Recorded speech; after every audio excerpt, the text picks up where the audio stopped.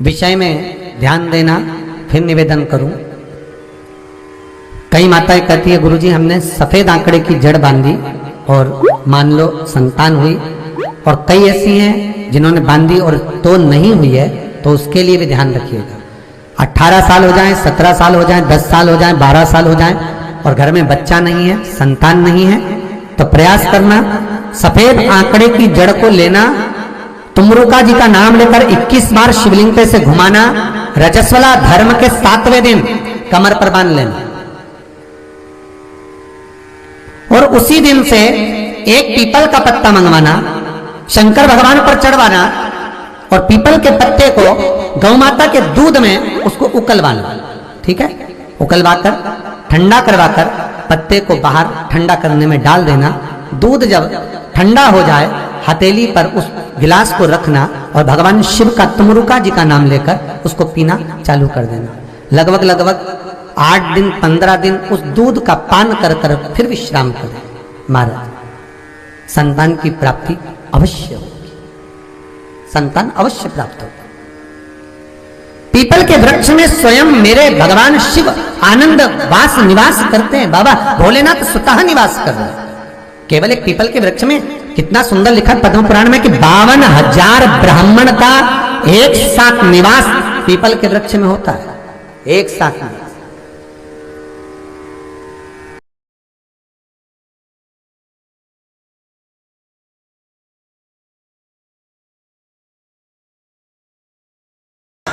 आपकी कोई कामना है, आपका कोई भाव है, आपके हृदय की कोई बात है जो बहुत दिनों से लगे हुए हो और बाबा हो सकता है कि किसी कारणवश पूर्ण ना हो रहा हो। कई लोग कह भी देते हैं गुरुदेव, कोई कहते हैं, जैसे आज कोई कह रही थी बच्ची कि मैंने शिव महापुराण में पशुपति व्रत सुना और उसको करा, उसका लाभ मुझे मिला। मेरे पति ने भी करा, उसका भी लाभ मुझे मिला। पर एक काम गुरुदेव ऐसा अटका हुआ है कि वो काम हम करना चाह रहे हैं, व्रत भी कर लिया, अनुष्ठान भी कर लिया, पर फिर भी वो व्रत के कारणवश भी वो कार्य नहीं हो रहा। तो समझना कि कोई कार्य बड़ा भारी होगा और बाबा उसको कर नहीं रहा है या कोई काम अटक रहा है। तो हमने पहले भी कहा ये बीच की जो पत्ती है ये देव अधिदेव महादेव है, ये ब्रह्मा ये विष्णु।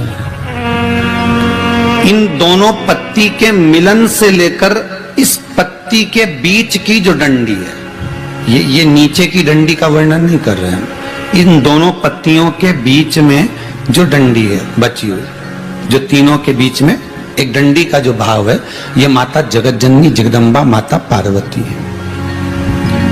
इस डंडी के नीचे का जितना भाग है ये 33 कोटि देवताओं को दर्शाता है।